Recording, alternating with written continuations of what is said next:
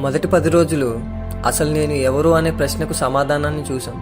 తరువాతి 10 రోజులు యేసు ఎవరు నిజంగా అనే విషయాలను చూసాం.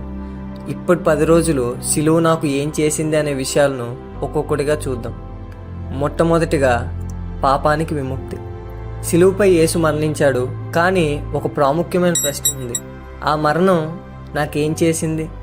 సిలువ కేవలం చరిత్రలో జరిగిన సంఘటన కాదు, అది మన జీవితాన్ని మార్చే కార్యం.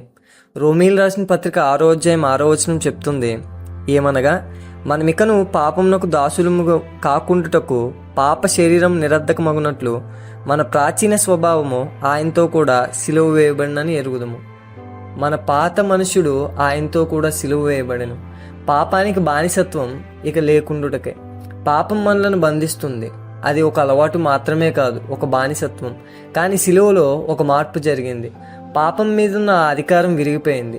యేసు కేవలం పాపాన్ని క్షమించలేదు, పాపం యొక్క శక్తిని కూడా విరిచాడు. అందుకే బైబిల్ చెప్తుంది, మీరు కృపకే గాని ధర్మశాస్త్రముకు లోనైన వారు కారు, గనుక పాపం మీ మీద ప్రభుత్వం చేయదు. అంటే ఇక పాపానికి మనం బానిసలం కాదు. క్రీస్తులో కొత్త స్వేచ్ఛలో మనం స్వేచ్ఛగా జీవించగలం. సిలువలో ఒక బంధం తెగిపోయింది. నీవు అనుకోనవచ్చు, నేను మారలేను, ఇది నా స్వభావం. కానీ సిలువ చెప్తుంది, బంధం తెగిపోయింది. ఇప్పుడు నీవు స్వేచ్ఛతో నడుస్తున్నావా? ఇవాళ సత్యం ఇదే. సిలువ నాకు క్షమాపణ మాత్రమే ఇవ్వలేదు, పాప బంధకాల నుండి విముక్తినిచ్చింది.